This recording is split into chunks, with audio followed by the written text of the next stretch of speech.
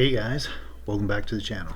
So, I'm going to talk tonight about the Panasonic G9, released back in 2017. You know, some questions, lingering questions. Should I buy into it or get into it? It's an older camera, and some people might have some reservations. Or if you're going to switch, let's say you're going to switch from a DSLR from another brand, we're going to kind of do a wildlife review, get an overview of how it performs a little bit in the field, some of the advantages I see over, let's say, Nikon D500, Canon 90D, Sony A7R3 R4.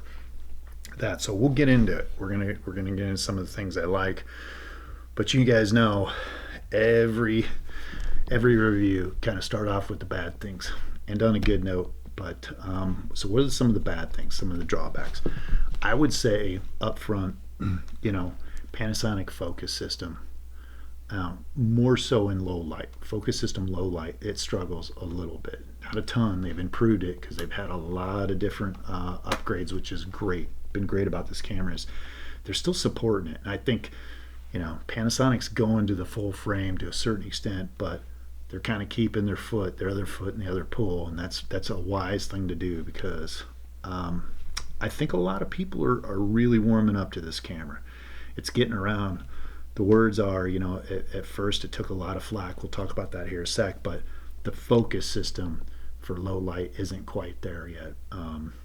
But other than that, during bright light, not a problem. You're gonna nail birds in flight. You're gonna do all that kind of stuff. But the low light stuff, a little bit. Now you can sit there and say, the continuous focus isn't quite as good as well. It's not as good as Olympus, and it's probably, not the leader of the pack of anyone. It's probably in the back of the pack as far as the focus system goes. As far as, if I had that, using this 2-3 years now, that's it. Normally I have like 5, 6, half dozen things or a dozen things that I don't like about a camera system. That's about it. Now I'm going to get into 2 other things that some people probably are going to be annoyed with. One is the size of the camera. Panasonic took a lot of flack when they came out with the size of this camera. Now this has got a battery grip, and it's a lot smaller with the battery grip, but still, this is it, and it's the size of a regular DSLR. It's shaped and molded like that. It's got a top plate.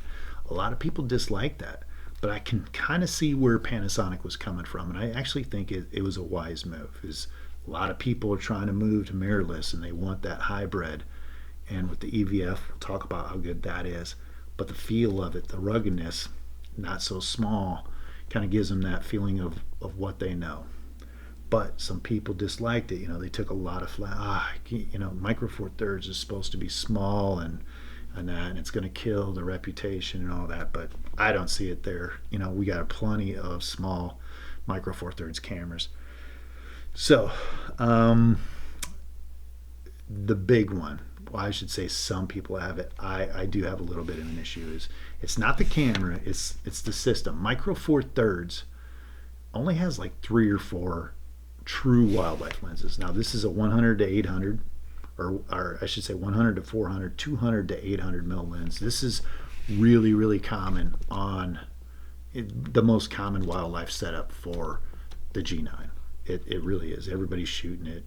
So I guess the benefit is you just don't have a whole lot of choices. You either get the 100 to 400, the 100 to 300 Panasonic, which to me is one of the best lightweight wildlife lenses out there that I've probably ever used, and then the 300 mil Olympus f4, which is pretty expensive, about $2,900.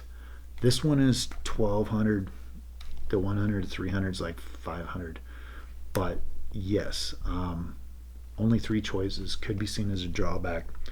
So what are some of the things that are just okay? Like what?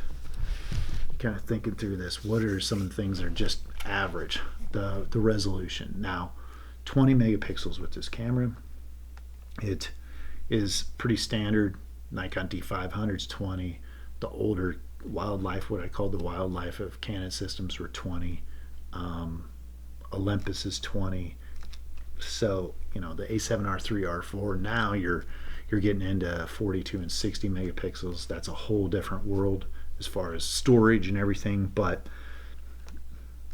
if someone's gonna maybe complain, that might be it. But I think it's okay. It's adequate. I really don't.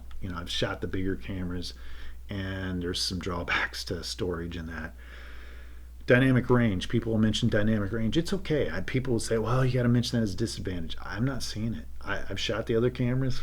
It's very minuscule, barely noticeable, if at all. So dynamic range is there. ISO performance is there.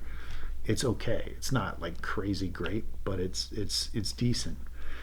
So after that, what are some of the very positive things? I would say the price. Now D500 is $1,500, $1,600. Your R2, R3s, R4s, Sonys are $2,500 and $3,500. Canon 90Ds about $1,000, and this comes in at $1,000. So that is awesome if you think about it. I mean, you're getting a ton of features. I think it retailed listed at $1,500 or $1,800, and I remember seeing it then at that price. I was like, wow, Micro Four Thirds is starting to go up in price, but they really pulled down the price and they keep supporting it. So I think it's a great deal. JPEG buffer, same as the Nikon, about 100 to 200. I don't shoot RAW, so not going to really get into that conversation. A lot of pro wildlife photographers shoot, JPEG. Moose Peterson, a lot of these guys, because they shoot so much, 10,000 photos, and you're going to burn through a lot of photos. So the size limit of 20 megapixels, not bad for that as well. It's got a thumb focused joystick here. Change your focus points. It is loaded with goodies. I mentioned the top plate, very DSLR like. You got all kinds of settings over here, dedicated ISO buttons, switches. You can customize everything and anything you want on here. It is so customizable. It's not even crazy. Articulating screen, that's kind of standard, but this is fully articulating, which is good. If you're a video guy, we got mic jacks galore, ear jack, mic jack, full HDMI's, everything. So GH5 is like its little or bigger brother. And GH5 is absolutely crushing it as far as video work in the industry. There's people that are grabbing GH5s instead of like $5,000 cinema cameras because it's that good. It's that close to that industry that, and the portability and everything they can do that. So in November, they got a big patch for this that gives it, a lot of different logs for video. So they almost made it a GH5. And again, for $1,000, not bad. Shoots 4K 60, all these different other settings. Not a bad deal. Mentioned 2 memory slots. You can save the same 2 slots if you want backup. You can do all kinds of things there.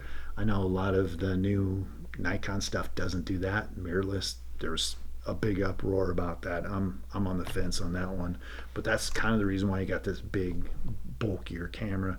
You can apply a vertical grip. They've actually applied that. Some of the other stuff out there, mirror slant cameras, not really. It's kind of an afterthought if you really think about that. But some of the killer features now, man. I mean, what really separates it out is we were talking about the focus a couple minutes ago, how kind of slow or in low light. But one thing, this camera's fast, really fast for photography. And they integrate a lot of the video capabilities into that to make it extremely fast. So mechanical shutter, traditional like a D500 or something, 15 frames a second, this will do 15 frames. When you go to silent shooting, non-mechanical shutter, you're probably 15, 20 frames a second, which is absolutely blazing. And then there's the secret weapon. If you don't want to do that and you just want to roll film, like you don't know when something's going to happen. So I shot a couple of prairie chicken events here. I was in the field and I could see these prairie chickens fighting, but I didn't know when a cool shot would be. And I just don't like kind of, hopping on the trigger and jumping off. So I just filmed it in 6K. So what that means is 6K photo mode is 18.9 or 18.6 still images, megapixel images. So I can roll and just hit the button and video record what's going on and just follow whatever action's happening.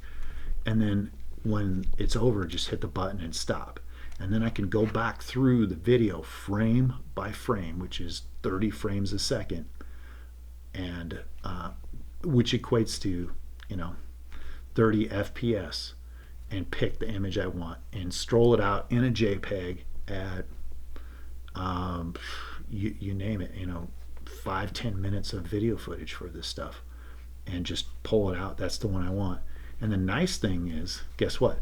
This does 6K video. Now, you can't touch a camera for 6K video under $2,000. I think the Blackmagic Cinema came out a year or so ago. That's $2,000, and it doesn't have all the capabilities, nowhere near the capabilities. That's just a video camera. So 6K photo mode, you just roll at 6K, put a mic on it, shoot it. You can shoot and get interesting shots of animals doing kinds of things. Separate that out, and so you have stills and you have video all in the same package. So it's doing double duty. As far as if you're gonna do documentary work, you're gonna do something, you can do both at the same time, which is awesome. And it's so easy, it works. So I mentioned solid build, image stability, absolutely fantastic. So there's a picture of here, a fox that I shot with the Nikon 2 or 3 years ago, and it was the last time in the forest with my Nikon, my D500. Because after this shot, I switched back to Micro Four Thirds. I really started getting into it, and some of the things that I didn't like. One was the mechanical shutter. It was too loud. It scares a lot of things, and it scared this animal. The other thing is it was in low light. So I shot this at ISO 3200, 250th of a second shutter, and I noticed the eyes are slightly blurry. And using this camera, I know I could have nailed the shot. You just know the camera system, and you're just shocked at that. So this gives me 800 millimeters, the lens, 100 to 400, 800 mil, and I can shoot it down to probably a 10th or a 15th of a second, where I'm probably going to need 80 or 100th of a second if I'm lucky on a Nikon non-image stabilized system. So this system, they create a system where the lenses and the body work in conjunction with each other, which gives you probably 7 stops, maybe 7.5. A typical lens, I'm going to say, let's say a Sigma 150 to 600 is going to give you 2, 3, maybe 4. I don't know. It's not nearly as much, because I've shot with them without bodies that have image stability on Canons, and that's what you get. So definitely a huge advantage over the competition, their image stability. The only one that does it better is Olympus, and it is slightly better, but at that point, it's not a huge deciding factor. A half stop, maybe a stop, versus another 3 stops with a system like this versus a traditional system. And we talked about the image stability, the updates. They've updated this camera through November with different focusing systems, but the high res mode, they've gone a high res mode 2. So what high res mode is we talked about 20 megapixels, right? Like that's limiting. But if you want to take an 80 megapixel image, you can put it on a tripod. If you're going to take it at a sunset, you're going to do anything like that, you can go into high res mode, and it'll take like 5 to 8 shots really quick, and then put it into a JPEG or RAW format, and you're going to get 80 megapixels. So if you're worried about that, to me, see, that is genius. That is the work, like Micro Four Thirds, to me, that was supposed to really come out, because you're using technology to its fullest, and you're really trying inventive ways. And one thing that I did have a drawback with the Sony systems, 42 megabyte files, 61 megapixel image. I didn't try it because I don't shoot JPEG, but there was guys that I knew that were shooting Sony A7R4s. 10 photos with JPEG and RAW was 1 gig. Just 10 photos. That's insane amount of excuse me. That's a insane amount of capacity taken up. You know, you got maybe a 50 or 60 gig 128, but still you're going to use that if you're hammering it on at 10 15 frames a second. You don't have much savings then. So definitely an advantage with that. And that, being able to grab a 40 or 80 megapixel image, awesome, plain awesome. And you can do it when you want. But that's about it, guys. I think it's a steal for the price. A lot of this stuff, a lot of people are just full frame, gotta go full frame. And as a wildlife guy, I don't see the advantages. When I shoot the R3, R4, I shoot in crop mode probably 80 or 90% of the time, which is an 18 megapixel image in R3 and like 24, 25 in the R4. 80 or 90% of the time. The images are beautiful even at that rate. They're awesome. But the things that are going on in the industry right now, as of 2020 June, they're charging $2,300 for 17 by 35 like Canon or something. Just the lens, it's a good sized lens, but I don't know. I mean, I'm not seeing that much image increase in quality over something like this. I mean, I've compared them. It's like, is it that much? I'm always paranoid, looking for that extra. Like, hey, am I missing something, right? Fear, uncertainty, and doubt, FUD. I'm not seeing it. This system here, total $1,200, $1,000, so $2,300. The price of one lens, you got a whole wildlife setup. And it's got a bunch of different digital teleconverters in there. You can shoot 1120 millimeters in a 10 megapixel file. And it's very, very accurate for 10 megapixels, because 10 megapixels in this camera and a lot of the cameras nowadays aren't like 10 megapixels back in the day. They're much higher quality and much higher detail, in my opinion, because the lenses have gotten better. Everything's gotten more crisp. Anyway, I hope that helps, guys. If you're thinking about this camera, comments, concerns, I'll write back. But that's it. I'm done talking about this camera. I'm going on way too long. I appreciate it, and hopefully I will see you guys next week.